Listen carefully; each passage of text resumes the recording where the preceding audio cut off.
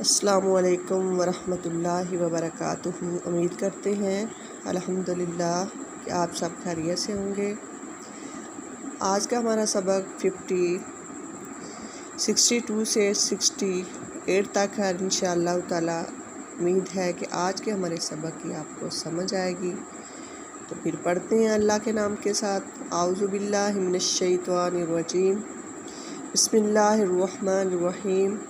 ان الذین آمنوا، بے شک جو لوگ مسلمان ہوئے، والذین ہادوا، جو لوگ یہودی ہوئے، والنصارى، اور نصاری، والصابین، اور صابین جو ایمان لایا، من آمن باللہ، اللہ کے ساتھ، والیوم الآخر، آخرت کے ساتھ، وعمل صالحا، نیک عمل کیے، فلہم اجرہم، اللہ کے نزدیک، عند ربہم، بہت اجر ہے اللہ کے نزدیک ان کے لیے، لخوف علیہم، نہیں خوف ہوگا اوپر ان کے، ولہم یحزنون، اور نہ وہ غمگین ہوں گے۔ اس آیت میں اللہ تعالیٰ فرما رہے ہیں، یہود کہتے ہیں حضرت موسیٰ کی امت کو، اور نصاری حضرت عیسیٰ کی امت کو، صابین ایک فرقہ ہے جس نے ہر دین میں سے اچھا سمجھ کر کچھ اختیار کر لیا، اور حضرت ابراہیم کو مانتے اور فرشتوں کی بھی پرستش کرتے ہیں، اور نور پڑھتے ہیں اور زبور پڑھتے ہیں، اور کعبہ کی طرف نماز پڑھتے ہیں۔ تو جب تورات اللہ تعالیٰ نے ان پر نازل کی تو شرارت سے بنی اسرائیل کہنے لگے، تورات کے حکم تو مشکل اور بھاری ہیں، ہم سے نہیں ہو سکتے۔ تب خدائے تعالیٰ نے ایک پہاڑ کو حکم کیا کہ ان سب کے سروں پر آ کر اترنے لگا، اور سامنے آگ پیدا ہوئی۔ گنجائش سرتابی اصلاح نہ رہی، مجبوراً احکام تورات کو قبول کیا۔ باقی اللہ تعالیٰ کا پہاڑ کو ان کے سروں پر کھڑا کرنے کا مقصد یہ نہیں تھا کہ زبردستی، جیسا کہ قرآن میں اللہ نے فرمایا نا، لا اکراہ فی الدین، دین میں کوئی زبردستی نہیں۔ تو اللہ تعالیٰ نے یہ ان کو ایمان قبول کرنے کے لیے پہاڑ کو ان پر کھڑا نہیں کیا تھا، بلکہ اللہ تعالیٰ کے یہ احکام کو بار بار جھٹلا رہے تھے، اس وجہ سے اللہ تعالیٰ نے ان پر پہاڑ کو کھڑا کیا تاکہ یہ دین کو قبول کر لے، اور بار بار جو یہ توبہ کرتے ہیں اور بار بار یہ غلطیاں کرتے ہیں اور پھر توبہ کرتے ہیں، تو اللہ نے اس وجہ سے ان پر پہاڑ کو کھڑا کیا۔ اس کے بعد اللہ نے ایمان والوں کی صفت بیان کی ہے، جو ایمان لاتے ہیں اللہ کے ساتھ اور آخرت کے ساتھ، وعمل صالحا، نیک عمل کرتے ہیں، اللہ کے نزدیک بڑا اجر ہے ان کے نزدیک۔ لخوف علیہم، اللہ نے فرمایا ان پر کوئی خوف نہیں ہوگا، ولہم یحزنون، اور نہ غمگین ہوں گے۔ وَإِذْ أَخَذْنَا مِيثَاقَكُمْ، جب لیا ہم نے تم سے میثاقکم قرار، وَرَفَعْنَا فَوْقَکُمُ الطُّورَ، اور بلند کیا تمہارے اوپر کوہ طور کو، خُذُوا مَا آتَيْنَاکُمْ، کہ پکڑو جو کتاب ہم نے تم کو دی، بِقُوَّةٍ وَاذْكُرُوا، زور سے یاد کرو، مَا فِيهِ لَعَلَّکُمْ تَتَّقُونَ، تاکہ تم ڈر جاؤ۔ تو اسی طرح اللہ نے فرمایا اس میں کہ ہم نے آپ سے پکا عہد لے لیا اور کوہ طور کو آپ کے اوپر کھڑا کر دیا،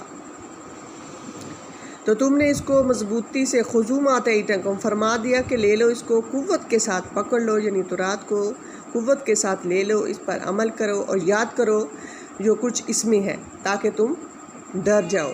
ثُمَّ تَوَلَّيْتُم مِّن بَعْدِ ذَلِكَ، اس کے بعد پھر تم پھر گئے اس کے بعد، فَلَوْلَا فَضْلُ اللّٰہِ، پھر اگر فضل نہ ہوتا اللہ کا اوپر تمہارے، وَرَحْمَتُ، اس کی رحمت، لَكُنتُم مِّنَ الْخَاسِرِينَ، تو ضرور تم تباہ ہوتے۔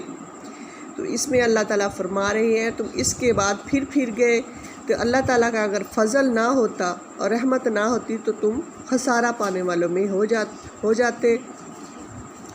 وَلَقَدْ عَلِمْتُمُ الَّذِينَ اعْتَدُوا، اور تم خوب جان لوگے جنہوں نے نَعْتَدُوا، تم میں سے زیادتی کی تھی، مِنْكُمْ فِي السَّبْتِ، ہفتے کے دن، فَقُلْنَا لَهُمْ كُونُوا قِرَدَةً خَاسِئِينَ، تو ہم نے کہا ان کے لیے، کونو، ہو جاؤ، قِرَدَةً بندر، خَاسِئِينَ، ذلیل۔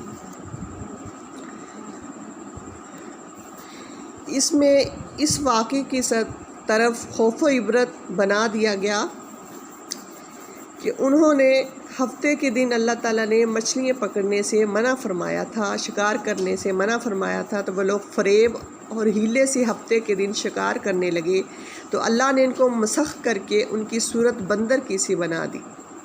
ان کا فہم و شعور جو تھا انسانی موجود تھا، ایک دوسرے کو دیکھتا تھا اور روتا تھا مگر کلام نہیں کر سکتا تھا۔ پھر 3 دن کے اندر وہ سارے مر گئے۔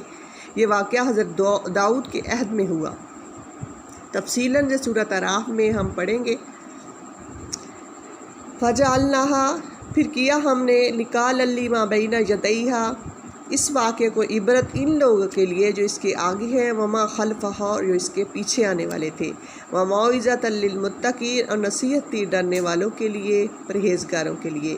اس میں اللہ تعالیٰ فرما رہے ہیں فَجَعَلْنَاهَا تو ہم نے اس واقعے کو اس لیے یہ پیش کیا قرآن میں تاکہ عبرت بنے پچھلے لوگوں کے لیے بھی اور آگے والے آنے والوں کے لیے بھی یہ عبرت بن جائے، اور وہ اللہ کی خلاف ورزی، اللہ تعالیٰ کی نافرمانی نہ کرے، اور نصیحت ہے پرہیزگاروں کے لیے۔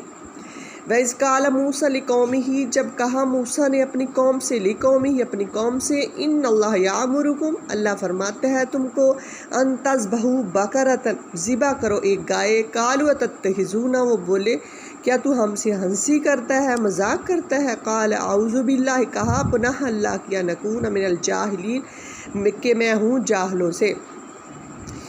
اس میں یہ واقعہ ہے، ایک شخص امیل نامی مارا گیا تھا، اس کا قاتل معلوم نہ تھا، تو حضرت موسیٰ علیہ السلام نے فرمایا اللہ کے یہ حکم ہے کہ گائے ذبح کر کے اس کا ایک ٹکڑا مردے پر مارو تو وہ جی اٹھے گا اللہ کے حکم کے ساتھ اور اپنے آپ قاتل کو بتا دے گا۔ اللہ تعالیٰ نے اسی طرح مردے کو جلایا اور اس نے قاتل کو بتا دیا، اور انہوں نے اس لیے اس کو مارا تھا، مال کے طمع کی وجہ سے یہ مارا گیا تھا۔ تو وہ کہنے لگے کیا تم مذاق کرتے ہیں ہمارے ساتھ؟ تو موسیٰ علیہ السلام نے فرمایا اعوذ باللہ میں پناہ مانگتا ہوں اللہ کی کہ میں نہیں ہوں جاہلوں میں سے۔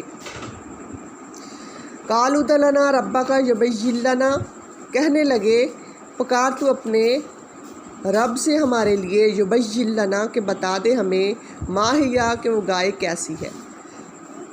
قالا کہا فرمایا، قالا انہ یقول کہا وہ فرماتا، انہ بقرۃ وہ گائے ہے، لا فارض ولا بکر نہ بوڑھی، ولا بکر نہ